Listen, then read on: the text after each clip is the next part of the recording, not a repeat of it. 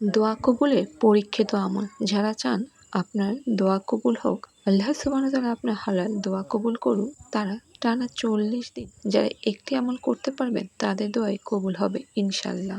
আমলটি হচ্ছে তাহাজ্জুদ। তাহাজ্জুদ দোয়া কবুলের একটি অব্যর্থ আমল। তাহাজ্জুদ দোয়া কবুলের একটি পাওয়ারফুল হাতিয়ার। তাহাজ্জুদ টানা ৪০ দিন পড়েন, যা চাবেন ইনশাআল্লাহ আল্লাহ সুবহানাহু ওয়া তাআলা তাই আপনাকে দিবেন। চাকরি নাই, তাহাজ্জুদ পড়েন। টাকা নাই, তাহাজ্জুদ পড়েন। বিপদে আছেন, তাহাজ্জুদ পড়েন। কি দরকার আপনার, ইনশাআল্লাহ সব পাবেন। বিয়ে হচ্ছে না, তাহাজ্জুদ পড়েন। সন্তান হচ্ছে না, তাহাজ্জুদ পড়েন। আপনার প্রিয় কাঙ্ক্ষিত জিনিসটি আপনার কাছ থেকে দূরে চলে গিয়েছে, তাহাজ্জুদ পড়েন। রাসূল পাক সাল্লাল্লাহু আলাইহি সাল্লাম বলেন, কেউ যদি তার কোনো ইচ্ছে আল্লাহর নিকট পেশ করতে চায়, আল্লাহর থেকে কিছু পেতে চায়, সে যেন টানা ৪০ দিন তাহাজ্জুদ নামাজ পড়ে। আল্লাহর নিকট তার ইচ্ছে চেয়ে নেয়। অবশ্যই তার যে কোনো হালাল ইচ্ছে আল্লাহ সুবহানাহু ওয়া তাআলা কবুল করেই নেবেন। সহিহ বুখারী। আল্লাহ সুবহানাহু ওয়া তাআলা প্রতি রাতেই নিকটবর্তী আসমানে অবতীর্ণ হন। যখন রাতের শেষ তৃতীয় ভাগ অবশিষ্ট থাকে, তিনি তখন বলতে থাকেন, কে আছো যে আমায় ডাকবে, আর আমি তার ডাকে সাড়া দেব। কে আছো যে আমার কাছে কিছু চাইবে, আর আমি তাকে তা দান করব। কে আছো যে আমার কাছে ক্ষমা চাইবে, আর আমি তাকে ক্ষমা করব। বুখারী ও মুসলিম। অনেকেই ভাবে যে তাহাজ্জুদ মানে মনে হয় ভোর রাতে উঠেই পড়তে হবে। তা না, আসলে এশার পর বেতের নামাজের আগে আপনি ২ রাকাত তাহাজ্জুদের নিয়ত করে পড়ে ফেলুন। সারা জীবনেও আপনার কোনোদিন তাহাজ্জুদ ছুটবে না। তাহাজ্জুদের সময় শুরু হয় এশারের পর থেকে।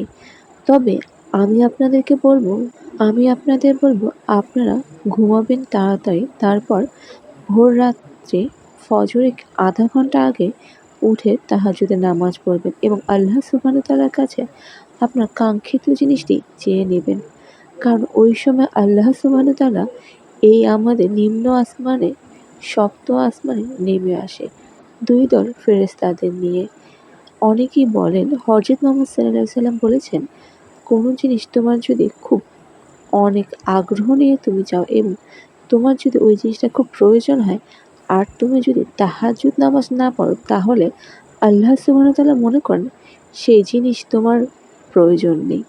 তাই আমার মতে আপনারা তাহাজ্জুদ নামাজ ফজরের আগেই পড়ুন, সেটা সবথেকে বেশি ভালো হবে। কারণ ওই সময় আল্লাহ সুবহানাহু ওয়া তাআলা তার বান্দাদের ডাকে।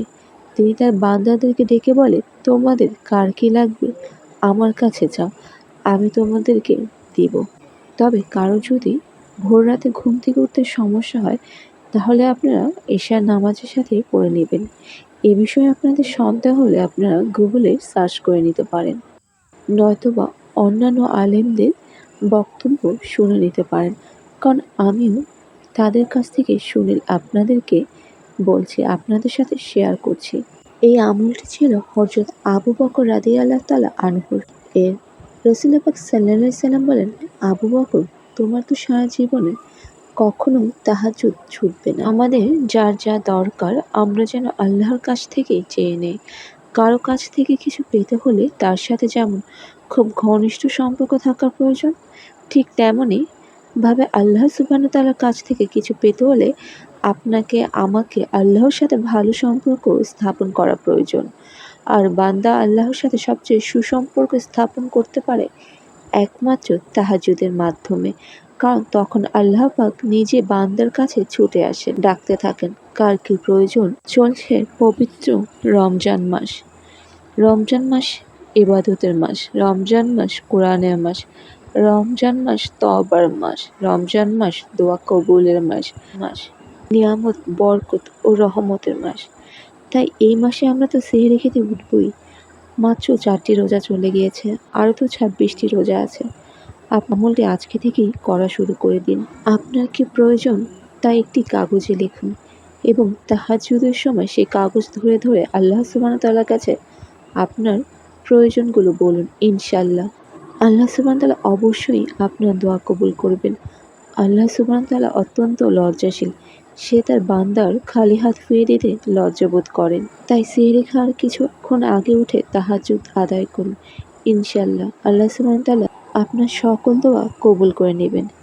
আল্লাহ হাফেজ। সবাই ভালো থাকবেন এবং অবশ্যই এই আমলটি করবেন ইনশাল্লাহ। আল্লাহ সুবহানাহু ওয়া তাআলা আমাদের দোয়া কবুল করবেন।